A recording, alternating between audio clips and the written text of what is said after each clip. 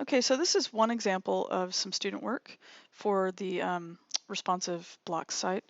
And you'll notice, first of all, that the color scheme is really well integrated. This is a good example of how a person can use really good textures together. So you've got kind of like this almost fabric texture that is repeated throughout in the footer and behind these articles with different color, of course, because they're transparent textures from transparenttextures.com. And in this sort of dark color, it's not completely black, but it works really well to make the logo really pop out. The way that this person chose to do his is that even though he's got these regular global navigational links, he kind of has the call out here where it's like, this is who they are, right? Who we are is, it's our mission. And then in addition, he's got these rollover images where the opacity comes in full brightness so that you don't see the pattern anymore behind the image. And or the image comes in full brightness so you don't see the pattern behind the image anymore. And it's also giving a different kind of brand to the navigation. You'll notice up here that so about is probably going to go to who we are, but you'll see that that's in a different order now, right? Because down here, he's pulling the navigational links out in a different way to kind of say a little bit more about them than just these links up here would say. What we offer, that would be the same as services. Current projects would be projects. Get in touch would be contact. So what you see is, even though these buttons are these single word buttons up here, we're trying to keep those nice and concise in this example. The student who did this still found it really important to kind of have a more conversational tone so that you could relate that that's who you are as a company, right? So we have these more conversational headings like who we are, what we offer, current projects, get in touch, all right? These are a little bit more welcoming than, home services about projects contact, right? And then he's got down in the footer, he's got some social icons, and you can see how those are styled. Another little site directory. So if you were to click on one of these links and go, what we offer here, he says what we do.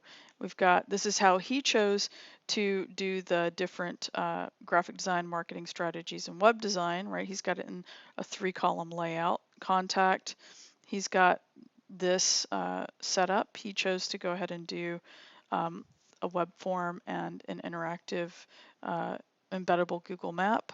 Again, like I said before, if you need this to be a screenshot, that's okay. And the form, if you don't want to put in a form, you can either put in a fake form or you can also choose to just put in, email and address and phone number. So under projects, the way that this student chose to do it, right, is that each project has the information beneath it, okay? But when you hover it, it's kind of nice. It kind of jumps out at you, which is kind of cool. And it doesn't work completely seamlessly. It kind of jumps around a little bit, but the cool thing is that he did this without JavaScript. These are just CSS rollover things. So on hover, the size of the graphic gets dramatically larger, which is kind of nice to not have to rely on JavaScript, and because we haven't covered it. All right, so that's kind of interesting. All right, and then so if you go to about us, he starts off with a little information here, the process, and then meet our team. Okay, and then again, these come into full opacity on hover. And I probably, had this been mine, I probably would have put the team members a little bit higher, so I might have organized this a little differently. Maybe these two things in the blue would have been like halves, maybe 2 columns or something. And the other thing that you'll notice that's really nice is the way that this is responsive. So, he's got it coming down so that it goes into halves, and then, right?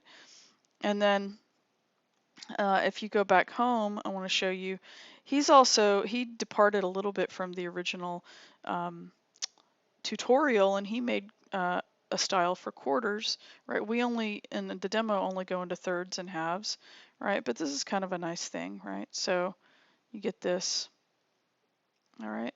And so that's how this is responsive, right? So that's one example. And again, this is, you can see how he dealt with being more conversational while still keeping succinct buttons. And you can see very well how he did the textures and patterns to create a lot of depth and visual interest on here. And the color palette is really well integrated. Okay, so if we come to this one does a really interesting thing in that it he really wants this to be cutting edge, right? So what he did was he used navigation as branding. So if you were to click, on now, it's basically the home page, like, okay, this is now design. He kind of took this imperative from the name of the logo and the bold letters and the bold coloring, and he said, okay, these guys are like, they're doers. He wanted everything to be just like really, really striking. And so if you were to uh, scroll, you get the social media icons down here. If you click on you get the about us, our process, and then you again meet the team, which is kind of a nice thing. And then again, it's responsive, but you see that he's got this background image. And ideally, you can see that it kind of cuts the background image off a little bit because he was, I think, working with this graphic, and he went ahead and painted her face. It could have been kind of cool, like if she was a fuller graphic, maybe a different person's face with maybe a full body with a suit or something like that could have extended on the entire screen. So, but that's just something to think about. But it's an interesting concept the way that he pulls this face in here. It's very bold. It's really engaging. They're engaging you right off the bat, right?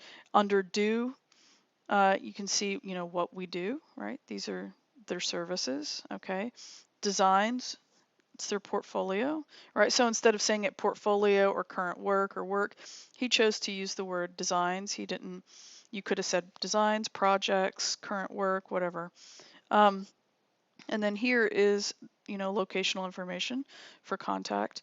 And so this was a really interesting take, now we do designs here, right? It's kind of an interesting take on how you can use navigation as branding to say, this is who we are, we're about action, this is a sentence. It's kind of interesting, right? And so that's one example. And again, it was a good colors palette, succinct color palette. This is another one. So let's start off, this is the home page, right?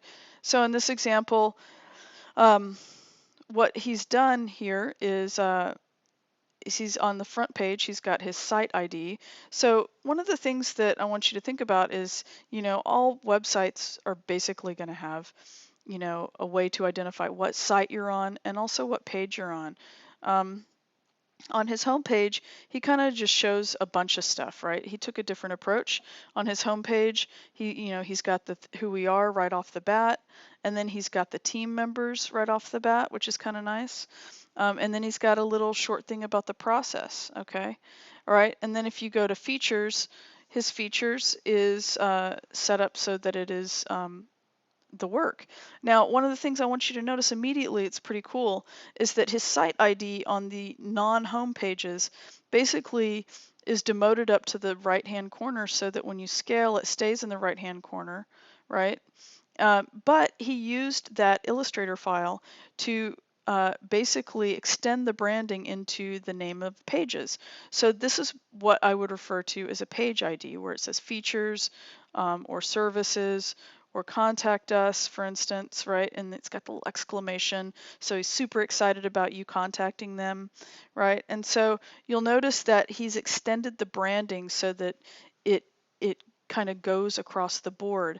And even though the site ID up here, this is now design, is sort of demoted in a way, it's still always omnipresent and you always pay attention to it, even whenever you scroll to smaller screens, right? It's still there, okay? Which is pretty nice. And so here he's got all of these different, descriptions for the projects and so on, okay? And I would say that centering the text right here is probably maybe not the best choice. So, and I think that it's not centered in other places. you know, if you've got large chunks of text like that, I would choose probably not to center it. If you go to services, you see it's not centered. It's a lot easier to read, for instance. Um, again, features, contact us, and so on. Okay, so that's how somebody else did it. And if you want to compare what I'm talking to about the site ID and the page ID, let's look at this one.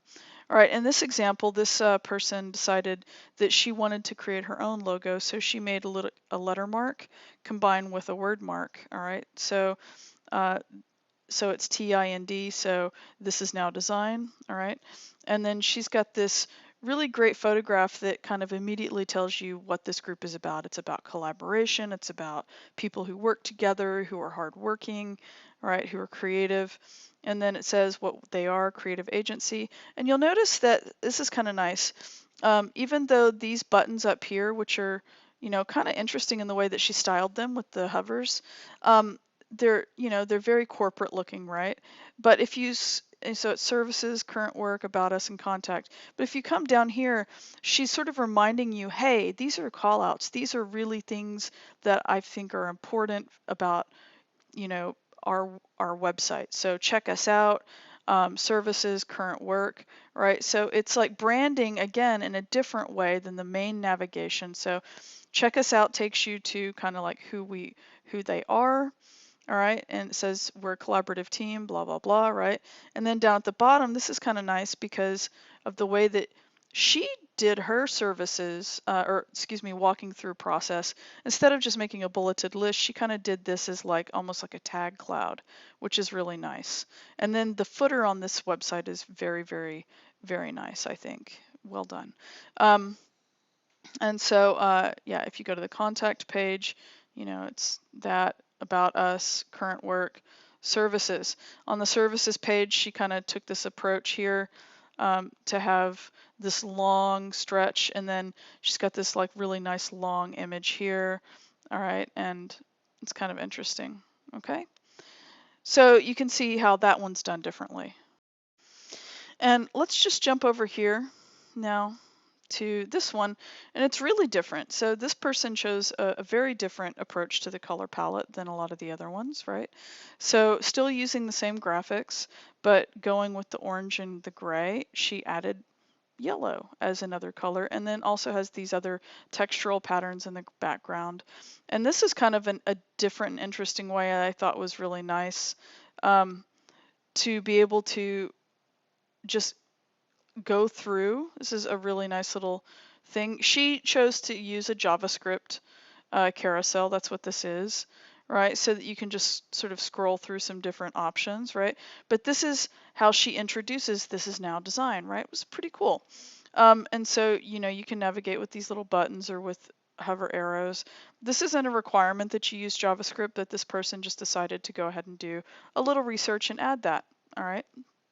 And then there's the welcome, and then down in the footer you can see how she did her footer, which is kind of nice. It's got always has the address at the bottom, which is good, always for searchability, you know. Always has the social media at the bottom, and some other websites, right? Okay, so if you go to current work, this is what she chose to do. And the thing that's nice about this is that the current work, you'll notice, doesn't have all the information about each piece. So if you click on it, though, it takes you to an actual page just for each project, which is really nice. So that is something you can do. Like the other ones that I've shown you so far haven't done that. What the other ones did was that, you know, on the current work page, they would just show you a little small image, and then they would have the information about each one, and that's as far as it would go. But this is really nice because if you click on it, it actually takes you to a page that features that piece of artwork or that project specifically, okay, which is really cool. All right, and so it's extra pages to make, but really once you do the template, it's not a big deal just to drop the content in, and in a lot of ways it's actually it's a more thorough website. Okay.